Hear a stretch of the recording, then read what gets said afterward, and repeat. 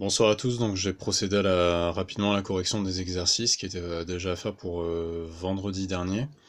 Alors pour le premier énoncé, donc j'ai recopié les principales données, donc j'avais 3 livres à 2 euros, 4 CD à 2,50 €. Donc j'insiste, l'idée c'était pas évidemment juste de se contenter de dire combien ça allait coûter, c'est a priori pas très difficile.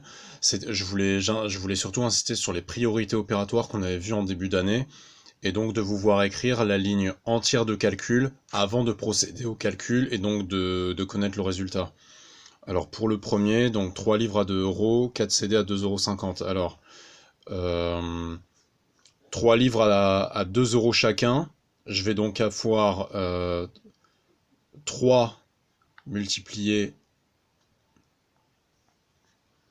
3 multiplié par 2 d'un côté et 4 CD à 2,50 €, 4 multiplié par 2,50 de l'autre. Si je veux le prix total entre cette quantité d'un côté et celle-ci de l'autre, je vais bien procéder à une addition. Et seulement après, vous pouvez faire le calcul. Donc, si vous vous rappelez, je commence par les multiplications. Celles que vous voulez, ça n'a pas d'importance, donc je peux commencer par... je vais avoir 6 d'un côté. 4 fois 2,50, ça va donc me faire 10. Et je vais avoir au total 16 €. Pour le deuxième, alors ça va être le même principe, sauf que là je vais m'intéresser à savoir combien la boulangère va me rendre. Alors, sur ce que je vais devoir payer, ce que je vais devoir donner à la boulangère, donc c'est le même principe que précédemment. 4 chocolatines à 90 centimes chacune, 2 baguettes à 70 centimes chacune. Je vais avoir d'un côté 4 fois 90 centimes et 2 fois 70 centimes. Exactement le même principe que précédemment. Et pour savoir combien la boulangère va me rendre, sachant que je lui donne un billet de 10 €, je vais donc devoir soustraire à toute cette quantité-là. Je m'oblige à mettre les parenthèses, parce que sinon mon opération perd son sens.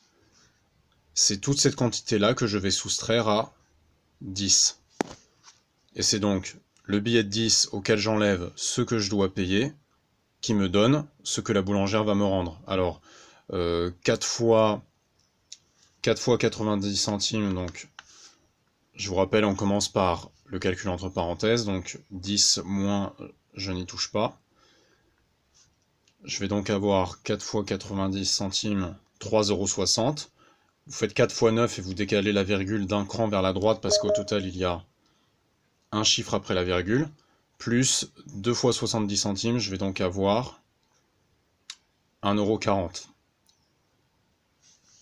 Je procède ensuite toujours au calcul qu'il y a dans la parenthèse. Tant que je suis pas allé au bout de ce qu'il y a à la parenthèse, je m'occupe pas de ce qui est en dehors.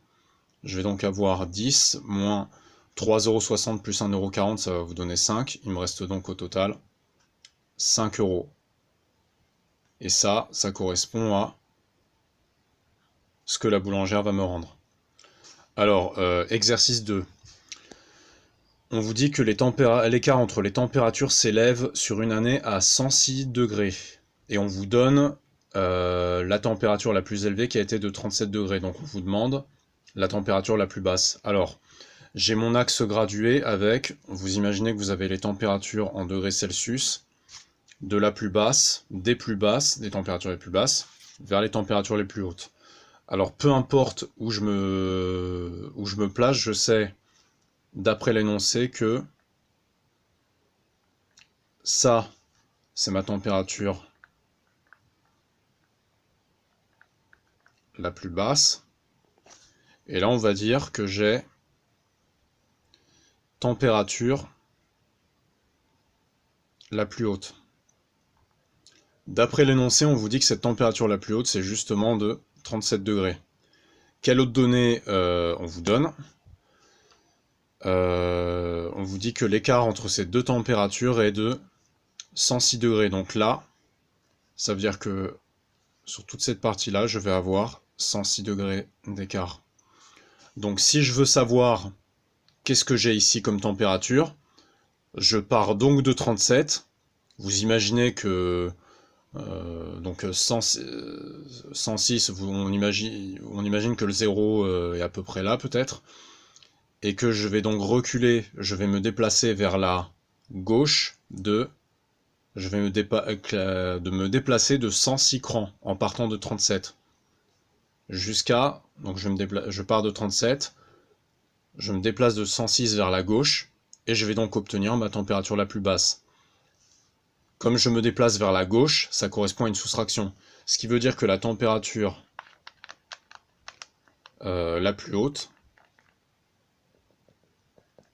ça va donc être, donc je vais écrire ici, 37 moins 106. Alors la règle du début d'année, quand vous avez une différence de nombre relatif, je regarde quel est le nombre avec la distance à 0 la plus élevée. Donc la distance à 0, je vous rappelle, c'est l'écart par rapport à 0. Entre 37 et 106, c'est 106 le nombre le plus élevé, qui porte un moins devant. Ça veut dire que je sais d'ores et déjà que mon résultat va être négatif. Suite à quoi, je procède à une soustraction basique, le nombre le plus grand, la distance à 0 la plus grande, moins la distance à 0 la plus petite. Donc je peux faire le calcul brièvement là. 106 moins 37. Alors 6 moins 7, je pose une dizaine en haut, puis une unité en bas, au niveau du 3.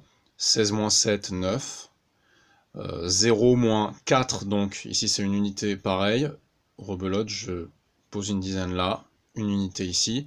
Là ça me donnera d'ores et déjà 0, et 10 moins 4, ça va me faire 6. Autrement dit, la température la plus basse, je vais obtenir moins 69 degrés Celsius.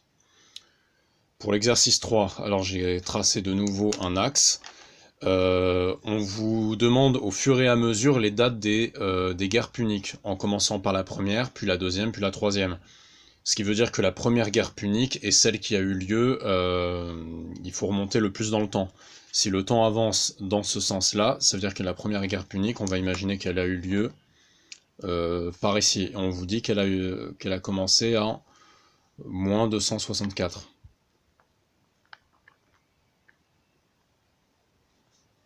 Et elle s'achève en moins 261, on va dire, je vais le mettre là.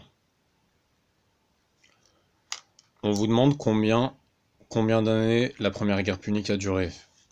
Donc la première guerre punique s'est étalée donc de moins 264 à moins 261. Vous pouvez imaginer que vous avez des petites graduations ici tous les ans. Donc si je veux savoir combien il y a eu combien d'années se sont écoulées, donc je vais avoir moins 263, de moins 264 à moins 263, une année, jusqu'à moins 262, 2 années, puis jusqu'à moins 261, 3 ans. Donc, première guerre punique.